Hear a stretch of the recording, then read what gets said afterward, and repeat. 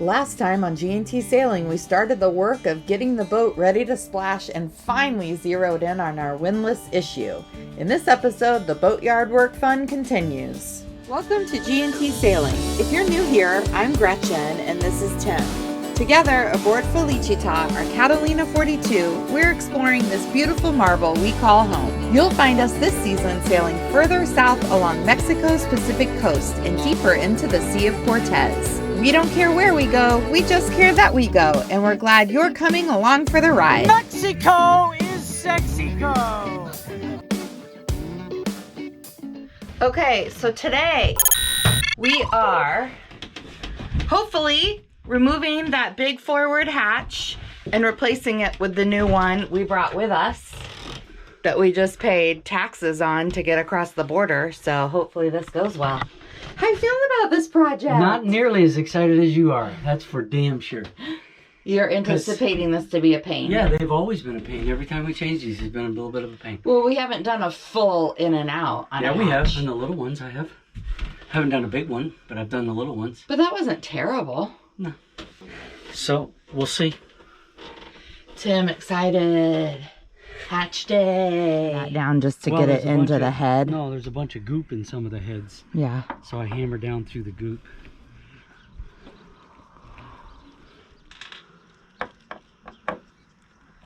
Felicita's already cutting your hands up. I don't know where to pound.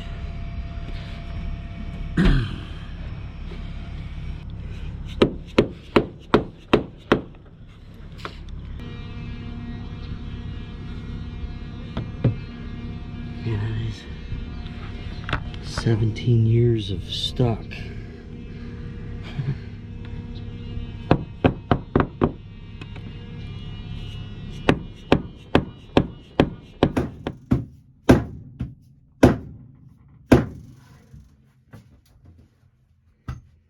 It's welded on there.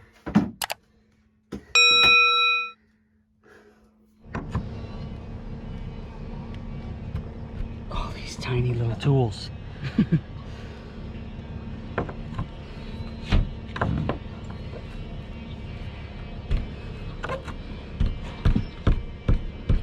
I'm gonna break something.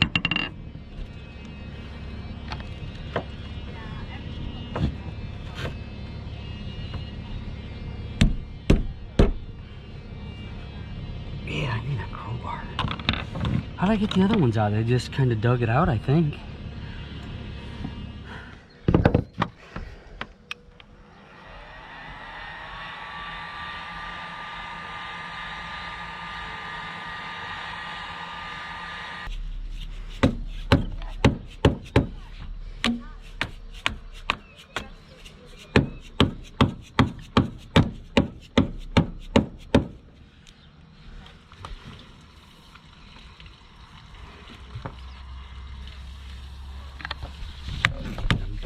What's happening here?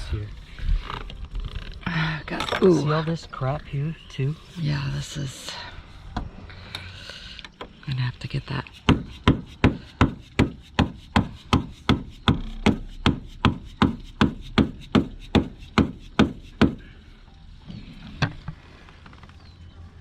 Well, should we go find this D-bond and sharper things that aren't rusty? I guess. We'll go Home Depot, I guess, huh? So this hatch project has come to Turned out an exactly the way I thought it would. end. Tim was not looking forward to this project, and he was right. We don't have the right tools, can't source them in Mexico, so we're gonna have to order stuff, have it shipped to Phoenix, bring it back. So what do you do when your boat projects are not going well? You go eat tacos. Yeah, eat your emotions. That's what we do in Mexico, because we have a lot of emotions. When Yeah. we can't get parts or tools, or nothing goes smoothly. Boats.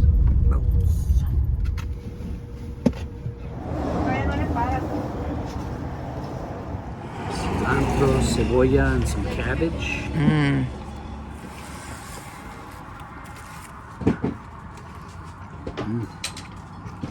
Wow, that's very good. We are scheduled to splash on Friday. Our stainless jobs are, I don't know, maybe 70% done, but hopefully getting close enough that it's not a problem to finish the work in the slip. Today, Tim and I are gonna bend on the staysail, and we are gonna hopefully get the last of our canvas work and pay the canvas guy, Paolo, here in San Carlos. Awesome. And then the other thing we're gonna do is get the Dodger put on. So we're making progress every day. The other big thing happening today is we have to move out of the first Airbnb into the second Airbnb. Originally, we were hoping to splash on Monday. That didn't happen, and we had the Airbnb until today, which is Wednesday. We do not want to move onto the boat while it's still a construction zone. We could, but it would be kind of a pain in the neck, so we don't want to. So we are moving to a second Airbnb that is actually over by the marina, and we will stay in the Airbnb for a couple of nights after the boat splashes so that we can hopefully get everything sort of a little bit more livable before we have to start sleeping on the boat. Not have to, get to start sleeping on the boat. So that is the plan. I think we are both really feeling ready to be done with this phase and actually get moving, but we're still a little ways away. While I'm clearly feeling some frustration about the timeline, we were 100% delighted with Jorge's work and the care that he took with our stainless projects. He extended our stern pulpit railings, built a custom sugar scoop gate that also includes a captain's seat, built a custom Starlink mount that's also a davit we use to lift the outboard, and he built shelves that utilized the space under our stern princess seats. All right.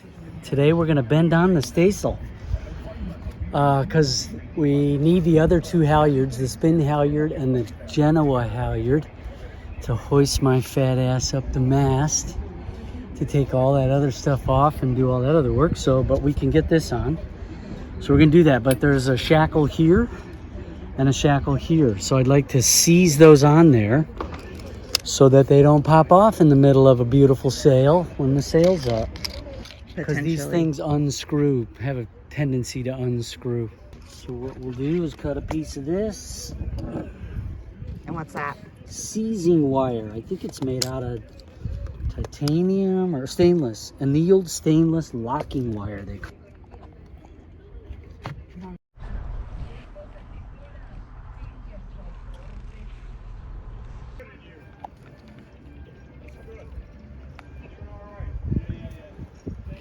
Good seize.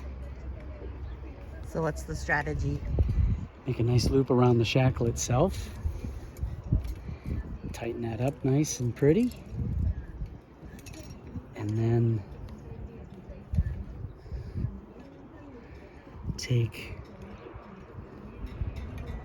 one of these through there, that way. The other one through the other way.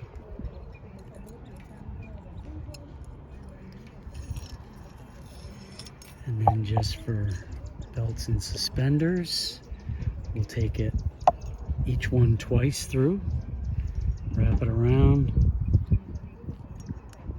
back through there, that one back through there. So you end up with wrap around there, nice twist, double wraps around there, and then twist these together. Get it started. And use the trusty lineman's pliers. Give it a good twist and cut it off.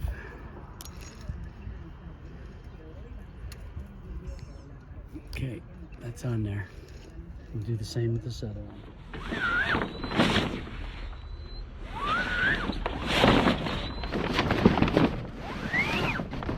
Does it reach that clip down there? Lower. Mood. So over the summer, our boat watcher reported to us that the bilge pumps weren't working. And so we knew when we were coming back that that was one thing that we were going to need to test. So that's what we're going to do today. Not pumping. There they go. They're just barely starting to pump now.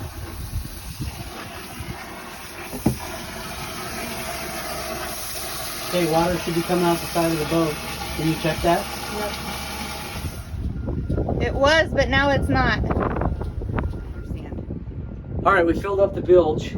It started to pump, but it's not now, and it's pretty full, so there's got to be something wrong with the float switches. This could have been our problem all along, not electricity. So we got to take all this apart to get to these float switches. I'm going to hit the manual button, and you can see if that works. Okay. Ready? Yes. Yeah, it's coming out a lot.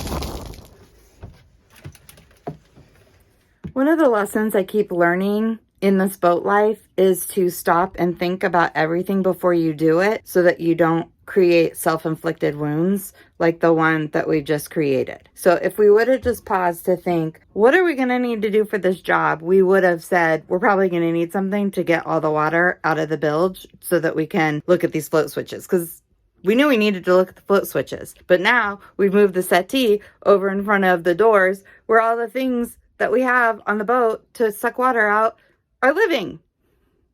We do this every single project. I never learn this lesson. I do not know why I do not learn this lesson. Anyway, boats.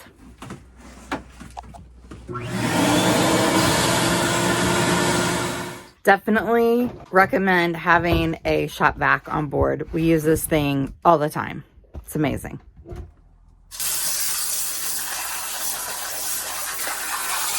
Look at that gunk on there. Down in there. And also, you might be thinking, gosh, your boat watcher told you that your bilge pumps aren't working. Did we come to Mexico with spare bilge pump? No. Jesus. What? It's like we're new here. Got some dirty rags. Yeah, guess where they are? Behind me, or... Do you see now that pump is on the floor and that pump's on the floor? Yeah, so it's a... This float is high, The that bilge float. pump is two different things. You have to have two different things. You have to have the float switch, which is what you are cleaning, which is attached to the pump. Yep. It turns the pump on automatically when the water fills it up. Yeah. So our manual switch for our forward bilge pump is not triggering anything. So now we have to troubleshoot that. And when I say we, I mean Tim. Yeah. Let's, I want to pop that fuse. Can you hand me a small, regular screwdriver? Oh, look, there's nothing even wired on that fuse. So this thing's not doing anything. Well, that's weird because I know we tested it. Yeah, I know. So, but I'm saying this fuse is not playing a part. Oh. So it's this circuit right here, whatever all that is. Still got a ways to go. Now when this kicks on, hopefully it will, well, the breaker's off, so this one should kick on all by itself. Yep. Without that breaker. It comes down fast. It's Thursday morning and we splash tomorrow. Theoretically, I've been up since 1 in the morning. It's about 5 o'clock now. I am really filled with anxiety. There's just so many things that have to happen. The first biggest source is that I do not know if the stainless work is gonna get to a point that it's done enough to go into the water tomorrow. If it doesn't get done, the domino effect of that we wouldn't be able to splash. We have to figure out a new splash date. Tim is taking the car to Arizona. There's solutions for everything if the worst case happens, but the amount of work and the rejuggling that will have to happen just kind of makes me feel a little exhausted. And I'm sure that we're going to be really happy with these changes, these stainless changes. But it's a real trade-off to keep doing projects because it pulls time away from getting on the water and it creates all this extra work. And I feel like we just spent 2 years spending so much time and money on the refit. And now here we are just watching days slide off the calendar. sitting in boat yards. And I don't know, it's an interesting part of this life. You could just be continually improving all the time. And I'm at a point where I feel like these are the last projects. Like, I want to just go sail the boat. I want to just live with the boat that we've got and the things that we've got. Could things be improved? Yes, all the time. But for me, the trade-off of the anxiety of trying to coordinate it all, it's not worth it to me. You know, if we weren't doing these projects, we would just come down here, get the boat ready to go in the water. It would be a lot of work, but it would just be the stuff we need to do. But there's all this coordinating that has to happen, and I feel super frustrated. I've been running around today getting some groceries and taking laundry, and Tim just called, and it's almost the end of the workday. The contract workers get kicked out of the yard at 4:30. Jorge thinks he is not going to be done in time, so we just negotiated with the yard that he could stay till 6. But Tim is feeling like we need to move our splash date. So he talked to the yard, and right now it's looking like if we don't splash tomorrow, we're going to lose and have to wait all the way till Wednesday because there's a big Mexico holiday.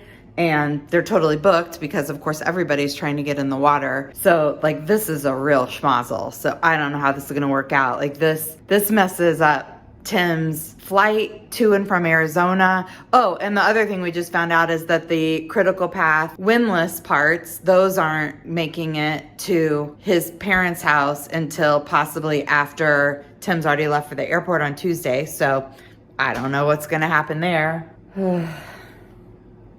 I knew this was all too good to be true. I mean, it just is what it is. This is how this goes, but damn it. We really tried to manage it so that we weren't in this.